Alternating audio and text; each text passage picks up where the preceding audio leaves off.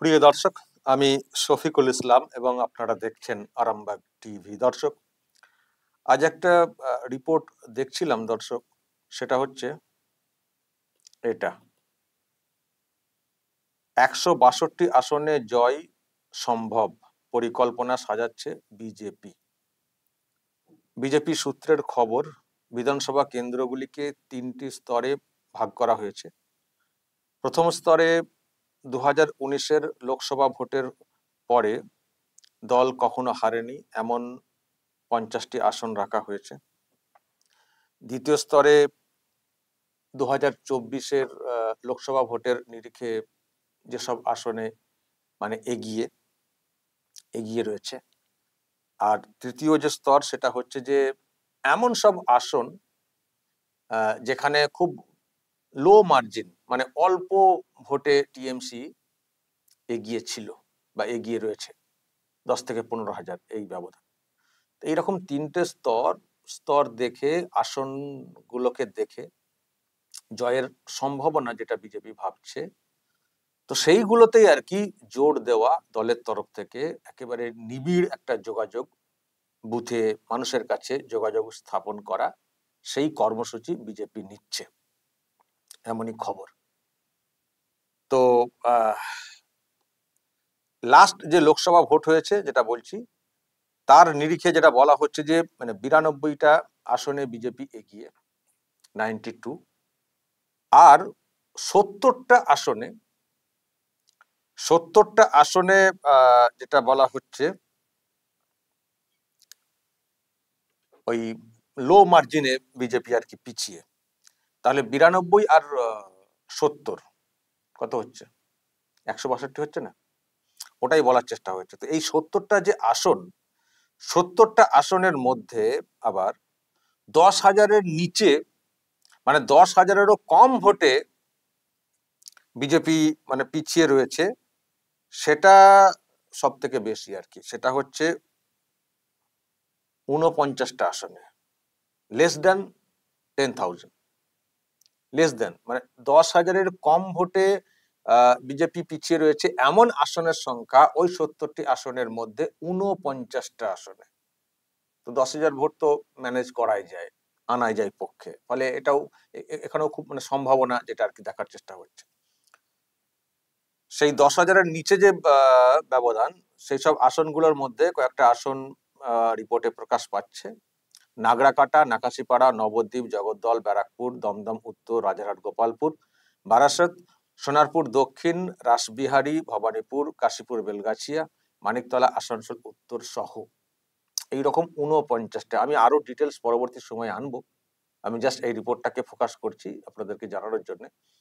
আরো মানে ডিটেলস একবার প্রত্যেকটা আসন আমি সামনে আনবো, যেহেতু ভোট এগিয়ে আসছে, কোথায় কোথায় মানে কত ব্যবধান, তারও ডিটেলস। আসলে সবকটা আসন ধরে করতে গেলে বিরাট লম্বা একটা রিপোর্ট হয়ে যাবে। জাস্ট এই মুহূর্তে বিজেপির যে থিঙ্কিং, যে ভাবনা, আমি জাস্ট সেটাকে আপনাদের সামনে আনছি, যে এইসব আসন রয়েছে 49টা, কম না 49, মানে এমনিতেই 92টা আসনে এগিয়ে বিজেপি, আর তার সঙ্গে 49টা আসনে লেস দেন 10,000, 10,000-এর নিচে। তাহলে এটাই যদি আপনি যোগ করেন কত হচ্ছে দেখুন না, এটাই তো মানে ম্যাজিক ফিগারের কাছাকাছি চলে গেছে। আর এটা হচ্ছে 10,000 নিচে, আর 10 থেকে 15,000 এই ব্যবধানে এইরকমও আসন সংখ্যা রয়েছে 21টা। তার মধ্যে যেমন এগুলো আছে: চৌরঙ্গি, করিমপুর, বসিরহাট দক্ষিণ, হিঙ্গলগঞ্জ, হাওড়া উত্তর, শিবপুর, কালনা, কাটোয়া, সিউড়ি, এরকম 21টা। এরও টোটাল 21টা পরে দেখাবো আমি আপনাদেরকে। তো এই হচ্ছে মানে টোটাল 10 থেকে 15,000-এর মধ্যে, 15,000-এর মধ্যে মানে 15,000-এর মধ্যে পিছিয়ে রয়েছে বিজেপি এমন আসনের সংখ্যা 70, যেখানে একটু জনসংযোগ বা ভোটটা একটু ভালোভাবে করাতে পারলে, ফ্রি অ্যান্ড ফেয়ার, তাহলে কিন্তু এই সিটগুলো বেরোবে। যেহেতু এত হইচই, এত কিছু এইসবের পরেও বিজেপি শেষ হয়ে গেছে, বিজেপি আর টিকবে না, থাকবে না, এসব বলছিল না টিএমসি ভোটের আগে। ভোটের আগে কেন, 21-এর ভোটের পর থেকেই অভিষেক বলতে শুরু করেছিলেন যে নতুন তৃণমূল, এখানে আর বিজেপি বলে কিছু থাকবে না, সব চলে আসবে।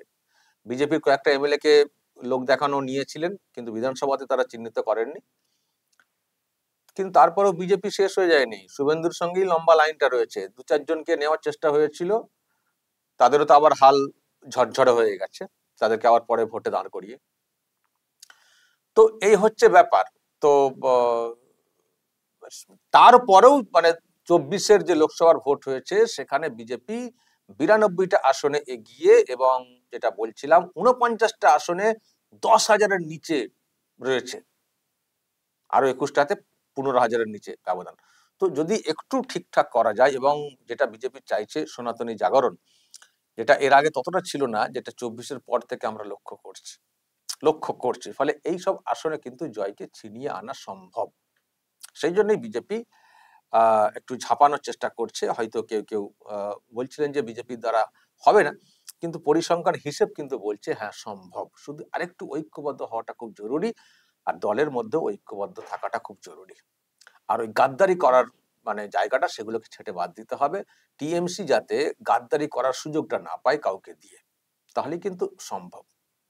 তো টিএমসি এখন কি করবে? টিএমসি কি এই অঙ্ক কষছে না? নিশ্চয়ই এই অঙ্ক কষছে, নিশ্চয়ই এই অঙ্ক কষছে। এবং টিএমসি কেন এইসব করছেন বলুন তো? যে নির্বাচন কমিশনকে তালিকা সংশোধন করতে দেব না, এই করবো না, সেই করবো না, কেন এইসব করছে?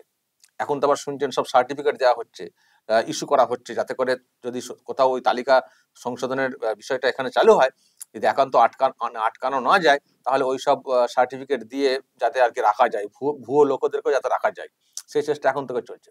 আমার ধারণা দর্শক, যেসব আসনে বিজেপি মানে ওই সামান্য ব্যবধানে এতে রয়েছে, মানে পিছিয়ে রয়েছে, বা বিজেপি এগিয়ে যেগুলোতে আছে, অনেক ক্ষেত্রে এই টিএমসি দেখবেন সেখানে ভোটার ঢোকাবে, বা ঢোকাচ্ছে, বা ঢুকিয়েছে, খোঁজ নিয়ে দেখবেন। এখান থেকে সেখানে ধরুন যেখানে অনেক তাদের লিড আছে, লিড থাকবে, সেখানকার কিছু ভোটারকে 5,000 10,000 করে ভোটারকে হয়তো ট্রান্সফার করে দিতেই পারে নিকটবর্তী যে আসনে মানে পিছিয়ে পড়া, করতেই পারে। যে আসনে পিছিয়ে সে আসনে ট্রান্সফার করে দেবে, এই অঙ্কতে ম্যানেজ করে দেবে। বিশেষ করে দুধেল গাই তাদেরকে সেখানে ট্রান্সফার করে দেবে ভোটারদের। বা ওই যাদের জন্য চিৎকার করছেন, বাংলাদেশি, রোহিঙ্গা, যাদের জন্য ছুড়ে ছুড়ে বেড়াচ্ছেন, কে কোথায় রয়েছেন, তাদের পাশে দাঁড়ানো সার্টিফিকেট দিয়ে, তাদেরকে দেখবেন এইসব আসনে ঢুকিয়ে দেওয়া হবে। আমার কোথাও মনে হচ্ছে দর্শক, তো এইগুলো দেখার ব্যাপার রয়েছে যে বিজেপি যেমন এই অঙ্কটা কষছে, টিএমসিও নিশ্চয়ই এই অঙ্ক কষেছে, এবং সেগুলোকে কি করে মেকআপ দেওয়া যায় তার ভাবনা, এখান থেকে সেখান থেকে ভোটার ঢোকানো, আমার ধারণা তারা করছে। ফলে নিবিড় সম্পর্ক যোগাযোগ যেটা মানে কর্মসূচি, যেটা আর কি বিজেপি নিতে চাইছে, ভালো, ওটা অবশ্যই নেওয়াটা উচিত, কিন্তু তার পাশাপাশি এগুলোকেও দেখতে হবে, এগুলোকে ওই ব্যাক ক্যালকুলেশন যেটা, এগুলোকেও দেখতে হবে। এরা মানে মারাত্মক, অদ্ভুত। মামাটি মানুষের নেত্রী একটা সময় স্বচ্ছ ভোটের জন্য কত চিৎকার করেছেন, নো আইডেন্টিটি নো ভোট, হয়ে গেল 21শে জুলাইয়ের ঘটনা, সেই নিয়ে কত চিৎকার। আর এখন দেখুন তারই দল স্বচ্ছ ভোট করানোর ক্ষেত্রে বাধা হয়ে দাঁড়াচ্ছে, স্বচ্ছ ভোট করাতে দেবে না। বাবুর কি পরিবর্তন! এই তো পরিবর্তন। মানুষ তার নিজের ভোট দেবেন, বাংলাতে বাংলার মানুষের ভোটে নির্বাচন হবে, যে যার ভোট যে যার এলাকাতে দেবেন না, সব নানান সব কারচুপি এসব চলছে। শুধুমাত্র ভোট, ক্ষমতায় আসবো, আর তাতে যা হবে হোক, উচ্ছন্নে যাক, রাজ্য উচ্ছন্নে যাক, দেশটা উচ্ছন্নে যাক। রাজ্যে তো যা হাল হয়েছে নিশ্চয় দেখতে পাচ্ছেন, আর একবার শুধু আসতে দিন না, দেখবেন কি হয়। আসতে দিন, স্কুলের ঝাঁপ তো এমনিতে বন্ধ হয়ে যাচ্ছে দেখবেন, তারপর সব তালা পড়ে যাবে, দিয়ে সব ওই দুয়ারে চপের দোকান বসবে, ঘুগনির দোকান বসবে, কিছু করার থাকবে না, কি হাল হবে। আর হাসপাতালগুলো তো অবস্থা তো দেখতে পাচ্ছেন আপনারা, ওই হবে। রাস্তাঘাটের হাল তো শ্মশান ঘাট হয়ে গেছে, শ্মশান ঘাটও ভালো ছিল আগে, ওই রকম হয়ে যাবে, কি হাল হবে। আর দুর্নীতির তো কোনো শেষ থাকবে না, এত কিছু করার পরেও এই যে এত সাহস এদের কেন হয়েছে, এত দুর্নীতি সামনে এসছে, তারপরেও এরা জয় দেখাতে পারছে। সেটা কি জনসমর্থন বলে এটাকে এস্টাবলিশ করার চেষ্টা করছে, আরো বেপরোয়া হয়ে যাচ্ছে। তো এগুলো বুঝতে হবে। সুরসুরি সেন্টিমেন্ট দিয়ে মুসলিম ভোটটাকে যেভাবে নেওয়ার চেষ্টা করছে, মুসলমানদেরকে বুঝতে হবে কেন তাদের এত ভয়, আমি বুঝছি না। আমার তো ভয় নেই, আমিও তো মুসলিম, আমার তো কোনো ভয় নেই। কেন এত ভয় যে তাড়িয়ে দেবে, চলে যেতে হবে? কিসের চলে যেতে হবে? আপনারা কি আপনাদের বাড়ির ঠিকানা নেই? চলে যেতে হবে। আর আপনারা কেন কোঅপারেট করবেন না যে অন্য দেশ থেকে আসা লোকজনরা এখানে থাকবেন না? সেটাকে আমরা আইডেন্টিফাই করে দেব। আইডেন্টিফাই করতে সাহায্য করব। কেন করবেন না? তাহলে কি দেশীয় মানুষ হলেন? কি আপনার দেশের প্রতি দরদ হলো?